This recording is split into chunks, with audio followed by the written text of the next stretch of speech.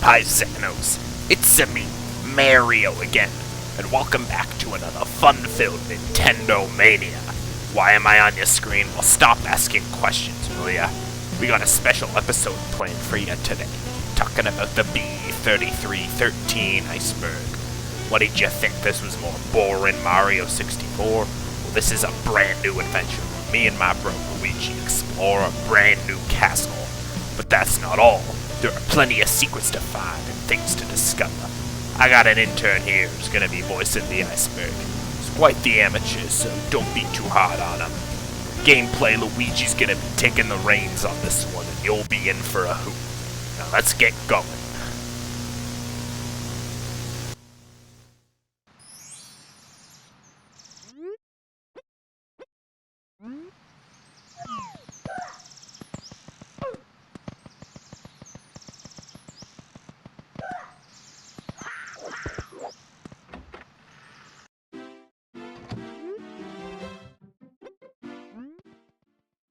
Every copy of B3313 is personalized. On a technical level, B3313 is personalized, as it contains hidden values that track your gameplay and adjust your personalization accordingly.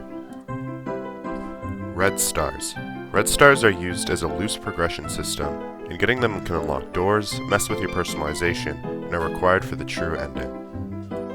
Green stars. Green stars are used for post-game and are unlocked after 120 stars. They can be found in various areas in the game, and in official 1.0 are the same shape as regular Mario 64 stars, unlike the 2D sprites used in B33. The Holy Yellow Switch. The Holy Yellow Switch can be found in the courtyard of Genesis Basement. Hitting it will cause a random message to show up that is pulled from every source of text in the game. The floor will also change into a random texture, and all your personalization values will be mixed up. Horror events. B3313 contains various horror events, some which will be explained later on the iceberg. These are relatively rare and will most of the time cause game crashes. Corruptions. Randomly, any room you will enter will have a chance of being corrupted, which will alter all the textures and sound effects. The frequency of this will depend on your personalization value. Motos. Motos are unused beta enemies that appear frequently in B33. They function similarly to Chuckyas, but will walk and throw you instead of spinning around first. Faceless Mario. Faceless Mario is an entity that shows up frequently in B33. Fighting him will usually crash your game, and he's meant to be the manifestation of the AI that has control over the plexus. The core. The core can be represented as the heart of the AI. It's represented with a glitchy box texture and can be found in two main areas. Destroying it will freeze your game, and is meant to symbolize that you have destroyed the AI. Keys. Keys are a new collectible in B33, primarily found in ghost house levels. Keys are just simply used to open doors, each door taking a set amount of keys to open. They're also primarily dropped from booze. Non-Euclidean geometry. The B33 castle layout makes very little sense architecturally, as it has various doors that lead to nowhere as well as rooms that don't line up whatsoever. Day/night system.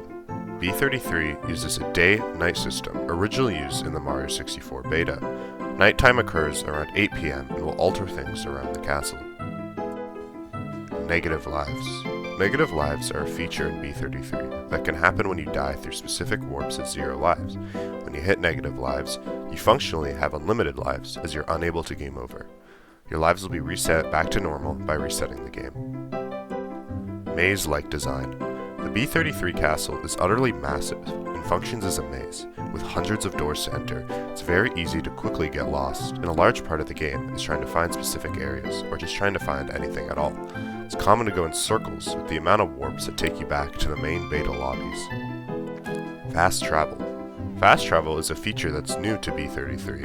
By pausing the game and hitting A, you'll be able to warp back into a beta lobby A. This can be done anywhere at any time, except in a few key areas. Beta lobbies. Beta lobbies are the first few areas that you will encounter as soon as you enter the castle. Yes, it's plural, as there are up to 5 different beta lobbies, all containing different levels and different warps. Multiple versions. As of now, there has been 23 versions of B33. The main 4 have been 0.7, 0.9, Unabandoned, and 1.0. All of these versions have functionally the same gameplay, but some areas are changed/removed. B3313 Unabandoned. B33 Unabandoned was an unofficial update to B33. At the time, the lead developer Chris had left the project. Unabandoned's goal was to finish what he had started and add new areas, stars, and a postgame, along with fixing the hundreds of broken star IDs. Vanilla Lobby. Vanilla Lobby is one of the most iconic lobbies from B33, taking form as an almost identical recreation of the main lobby from Mario 64. This area has a night variant as well as containing most warps to the game's key areas. Wing cap improvements. The wing cap was heavily improved from the original Mario 64, as now you're able to fly at an infinite height. This feature allows it to be much more useful. The Eternal Plexus.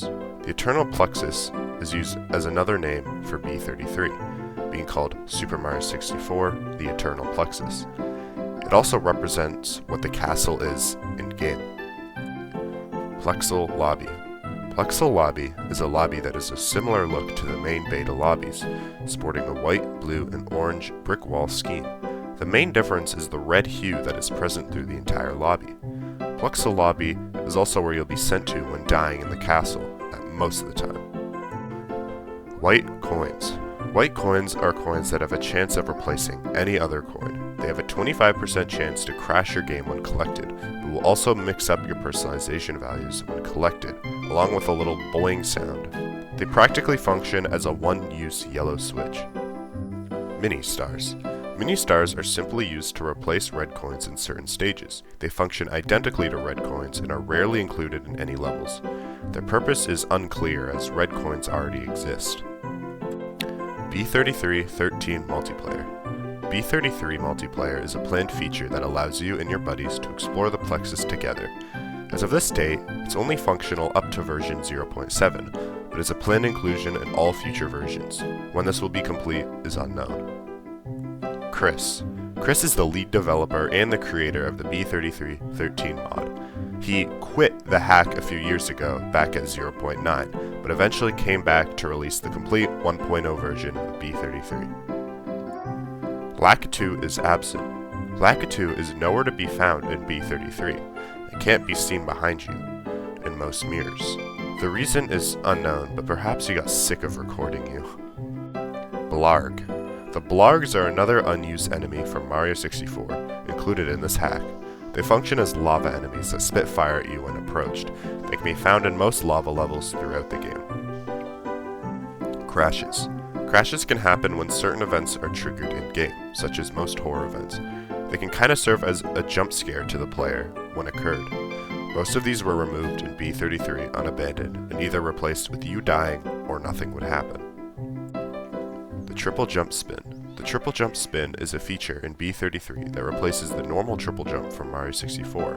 It functions similarly to Luigi's backflip from Mario 64 DS. By holding A, the spin can last much longer.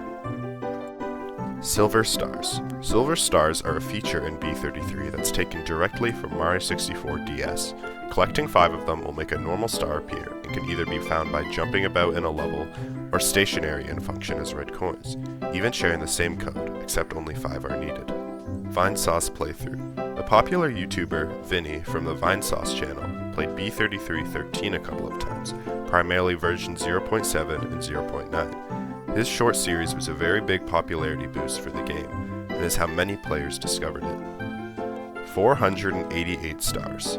Version 1.0 of B33 contains a whopping 488 stars, the most stars out of any hack that I know of. These stars are scattered everywhere throughout the levels and castle. Finding them could take hours and hours of gameplay, but don't worry, it's not like you can leave. Castle Backyard. The castle backyard is an area in the main castle grounds that can be found. It contains a large golden toad statue along with Yoshi and a few doors. This area is a primary gateway to a couple key areas, as well as one of the 2 places you can talk to Yoshi. Wallmen. Wallmen are the names of the beta womps used in B33. They function identically to womps, except they bear much sillier, angry faces. UI changes. As you enter certain areas, your UI will be changed accordingly. can cycle through a few variants of beta UIs along with the regular Mario 64 UI. This can also be changed with your personalization value. New enemies. Some enemies are completely original to B33, such as bloopers, wiggler enemies, and the various Goomba variants. Real beta levels used. Actual beta levels are used at the start of B33, used as a way to sort of trick the player into thinking it's a normal hack. Real or not, these beta levels fit right in with the original levels of B33.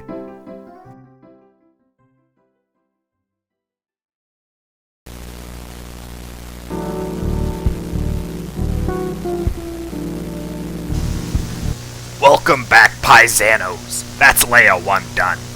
I hope my new intern didn't bore you too much and you stuck around. Don't worry, things will get real interesting soon. But before we move on, let's check on my bro. How are you doing, Luigi?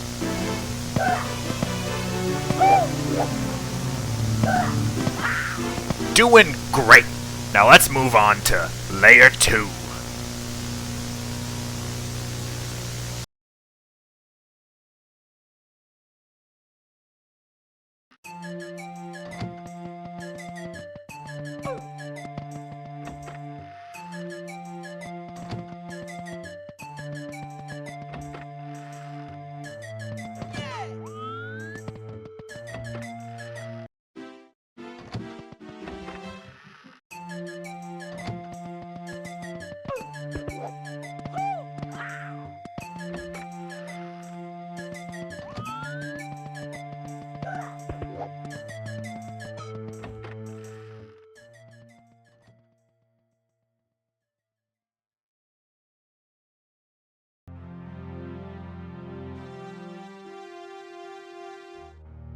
Fake stars. Throughout several areas of the castle, fake stars can be found. Most of the time, they're used to bait players into a trap, and are most likely created by the AI. Coin discoloration. Unlike normal Mario 64, B33 contains multiple types of coins. When these coins show up, depends on your personalization value, and all have different effects. Personalization values. As I've talked about multiple times throughout the iceberg, B33 takes into account almost every action you perform and adjusts your personalization value accordingly. This can change a plethora of effects in your game, such as whether you have regen or not, what enemies spawn and their frequency, your player size, etc. All these effects are used to make the game feel even more confusing than it already is. Stanley. Stanley is the name of the AI that is tormenting the brothers throughout B33. He's an AI who's been trapped in B33 by the game Enhancer, and he is the antagonist of Mario Classified. He's usually represented by a faceless Mario and speaks through flashing orange text on screen. Multiple endings. B33 has two main endings, a good and a bad one. These endings can be achieved at a minimum of 30 stars, and I won't spoil them here.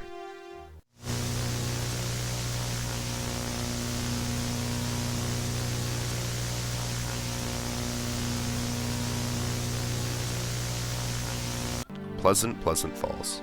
Pleasant Falls is an early area in B33 and can be found in Plexal upstairs. It's a peaceful grass valley with a tall cliff. Occasionally when you enter this painting, you may enter Forgotten Falls, a broken variant of the level with glitchy collision and a dark sky. This most likely represents the AI destroying peaceful levels to mess with the bros. Captain Fly Guy. Captain Fly Guy is a boss enemy that takes on the form of a large fly guy. He takes a huge amount of hits to kill, and that depends on your personalization value. When unabandoned before fighting him, you'd have to fight a large army of normal fly guys, while in Official 1.0, you get straight to the fight. His star was also changed from a normal star to a red star in the Official 1.0 release. Ruins in the Blood Lake. This area can be found by acquiring the star in Peach's cell. This level takes the form of a seemingly destroyed castle with a red hue covering the whole stage. Large Peach paintings can be found plastered on the fallen walls of the castle. This level is also completely flooded. The only exit is entering the green pipe on a floating platform. This is one of the more mysterious levels in the game, and it seems to have no place of origin. Dry Town. Dry Town is a large town level that can be found in Plexal upstairs. It has a very melancholy tone, using a slowed down remix version of the Dire Dire Docks and Mario Bros. Underground theme. This level is one that is included in the town flooding plotline. By getting all the stars at the top of the castle, you flood the entire town. This level may represent a form of wet dry world before it became abandoned and flooded, but the citizens all seem to be inside their houses already, perhaps prepared for the worst. Mario and Luigi are trapped. This is quite clear as you play, but Mario and Luigi appear to be trapped inside the plexus. By the time your adventure starts in B33, it appears that the bros have already been stuck adventuring for who knows how long. What supports this is that most NPCs recognize the bros, usually not in a positive light. The bros also fall asleep much quicker when you stand idly, showing how tired they are from being trapped. Funhouse. Funhouse is a beta level that was used in the original Mario 64. It takes on the appearance of a bunch of random textures scattered about, with hidden doors behind the walls to leave. This area serves little function in game and was one of the very earliest beta levels. Perhaps it was used to just test the bros' 3D movement, or maybe there was going to be a future hub with its large, sprawling design. Lobby Z.64. Lobby Z.64 is a clear reference to the YouTube video SM64.Z64, where Mario enters an eerily empty castle with only Bob-omb Battlefield, where it progressively gets darker and darker as he keeps entering until he gets killed by a glitchy entity.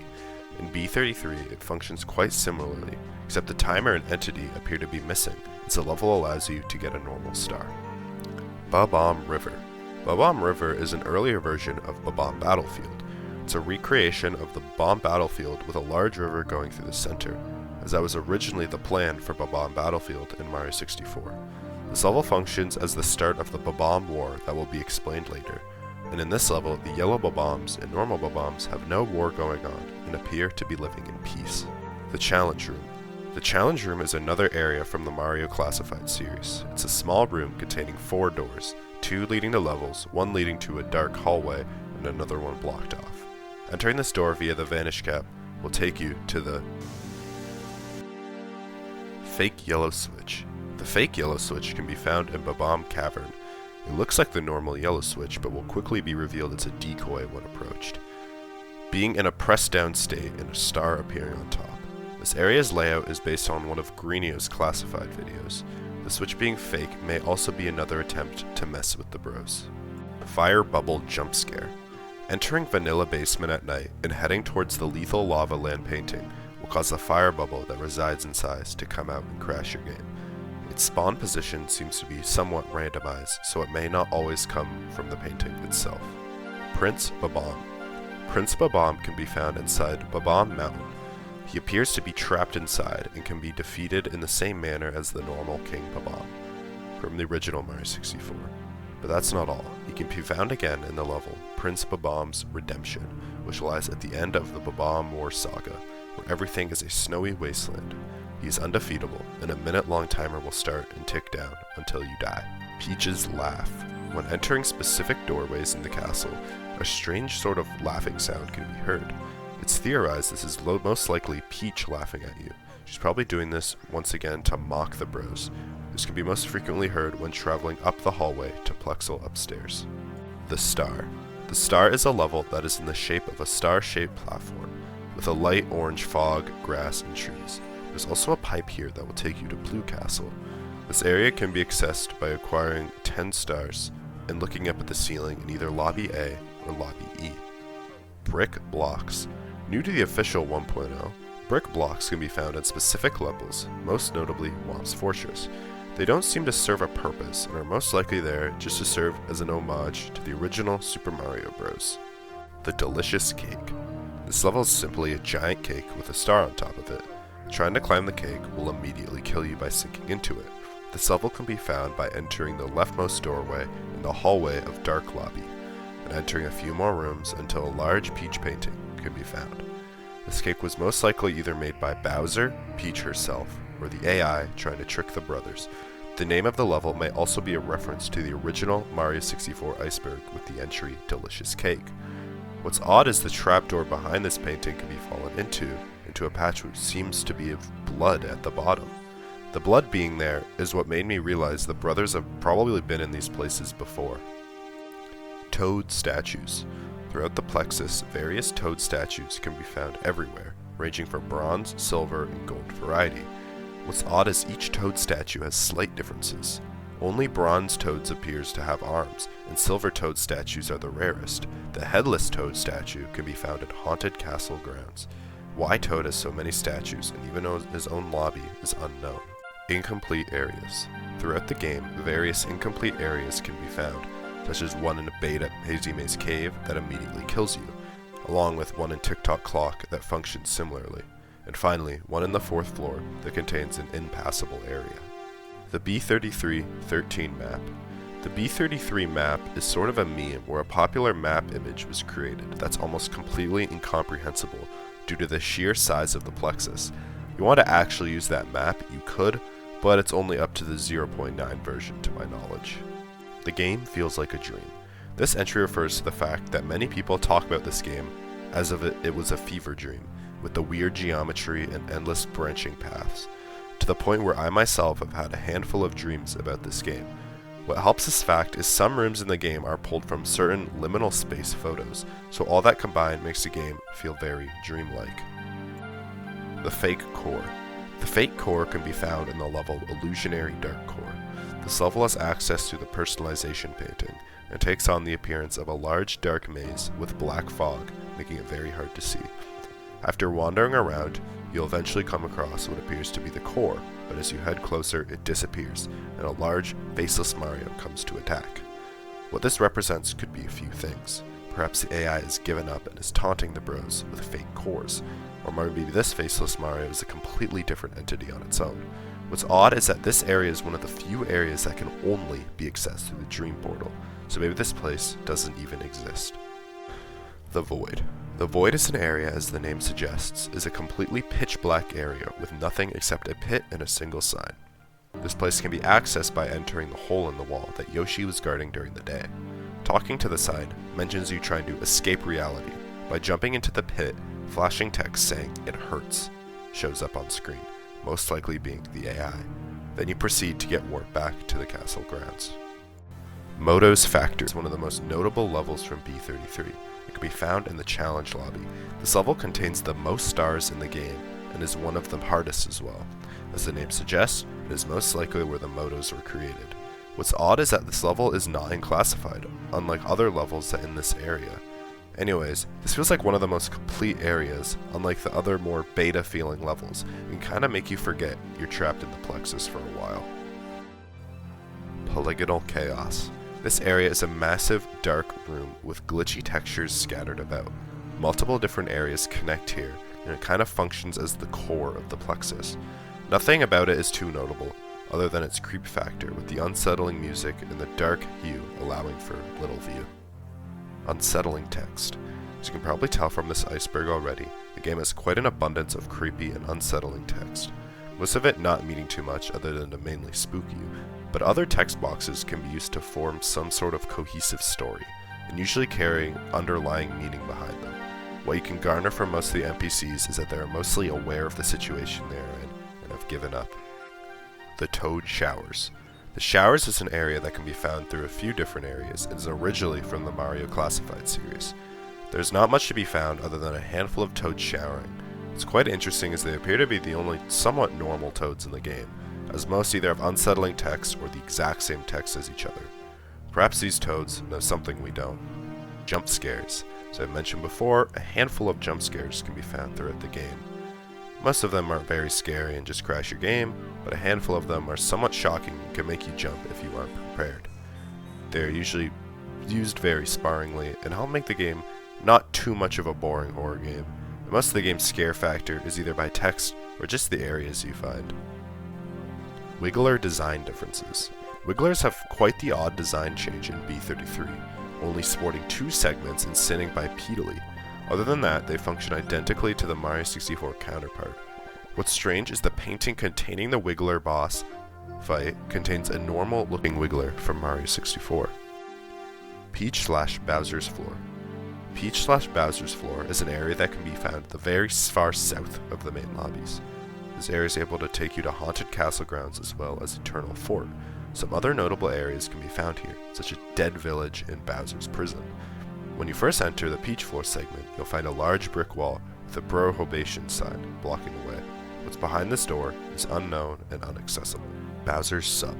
Bowser's Sub is a sub-area that can be entered by entering Bowser's Sub. Wow, it's a lot of subs. Anyway, inside, a red coin star can be found, as well as a locked-off section that contains a Bowser boss fight. Hitting the switch will open up the door and you can fight Bowser. Defeating him will get you a red star.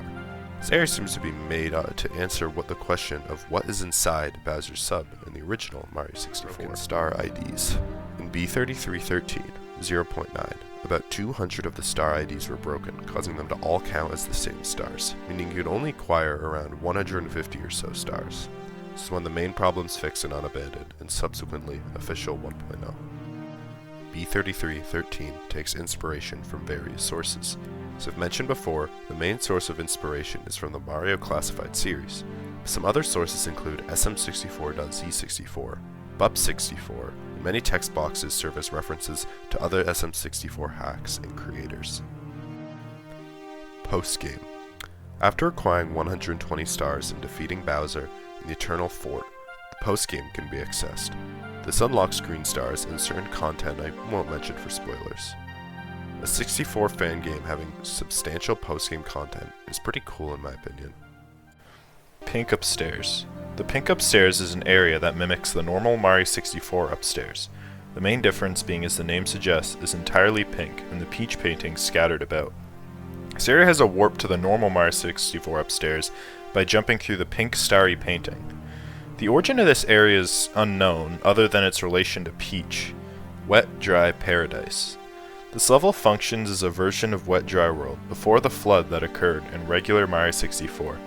This level has the most and most friendly NPCs in the entire game, and serves as the polar opposite of Wet Dry World, having really calm music, which is a calmer version of the Dry Town theme, along with being one of the few times where the brothers aren't flooding a town. I guess you could say this level has a positive emotional aura. Wall Castle. Wall Castle is one of the few areas that is exclusive to B33 Unabandoned. The castle is split between a huge wall and a large tower and serves as one of the few outdoor hub areas in the game. What's odd is it's really easy to fly over the wall. You can see loading zones and such, and also find a funny message. I can kind of see why this area got removed, as it doesn't really fit in with the rest of the game's castle design and geometry. Kind of sad to see it go though. Removed areas. A handful of areas have been removed from Unabandoned when Official 1.0 released. Some levels and areas that were removed include the aforementioned Wall Castle, Indigo Cave, Wacky Woods, etc. Some more major areas that were removed were the shame areas that were removed in 1.0.2. These areas were probably removed due to the beef with the Unabandoned team being settled by then. The personalization painting. By looking up inside Beta Upstairs or Bowser's Castle, you'll be sent to 2 sets of long hallways with no music. After entering the 2 doors, you will come across a painting with a large question mark. Next to it, there'll be a sign explaining that the painting takes you whatever you see in your mind. When you jump into it, that's what you'll enter into. This is sadly not true, as you can enter up to 5 different areas that all depend on where you jump through in the painting.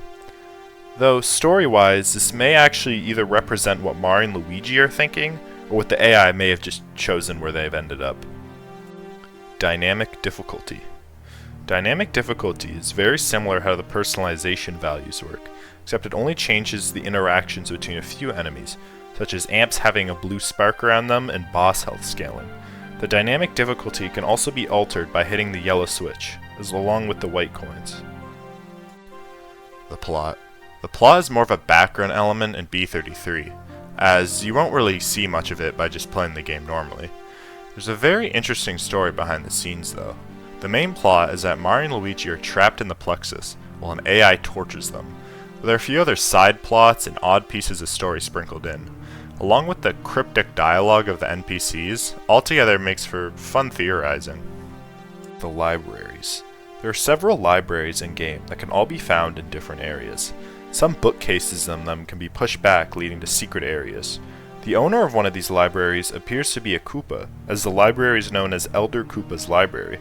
The Koopas actually have quite an interesting story to them that I'll talk about later in the ICEBERG.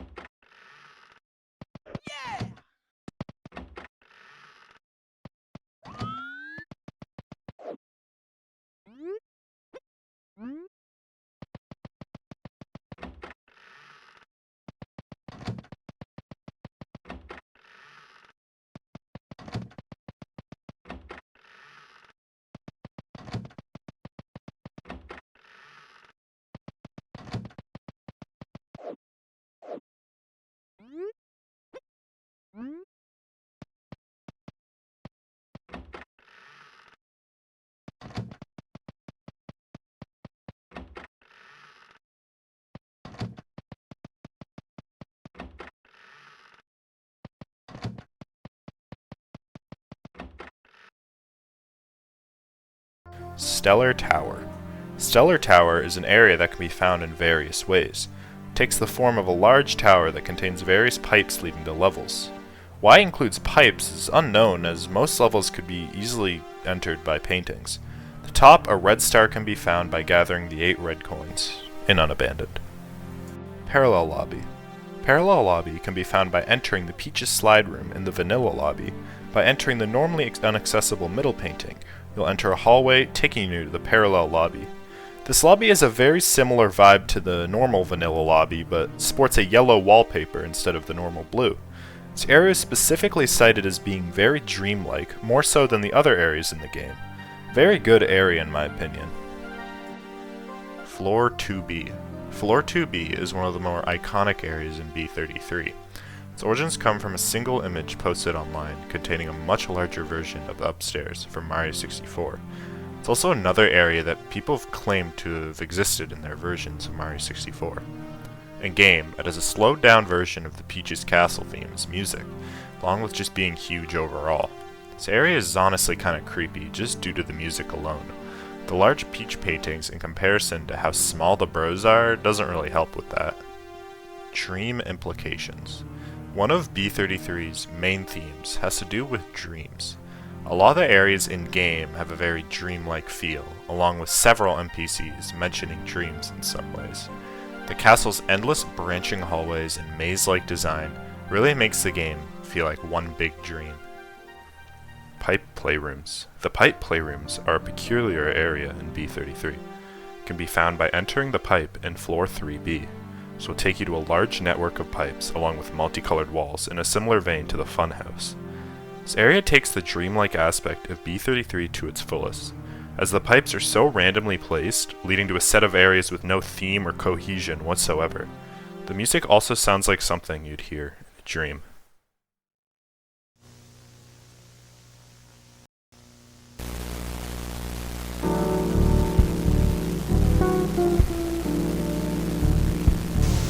Oh, hey paisanos. Sorry, I was a bit distracted. Where were we? Alright. Yeah, that's Leia too, Don. Speaking of Leias, that castle seems pretty weird. How many floors and layers can one building have? And that Mario without a face? What was that thing doing there? Thing was weird. Anyway, let's get going. Luigi, you doing alright? You good, bro? Okay, yeah, Leia 3. Huh? What's that? Oh, sorry folks. Looks like we're almost out of time. This episode's been running for quite a while now. Tune back soon and we'll be covering the next 2 layers. Me and Luigi are gonna head home. I'll see y'all soon.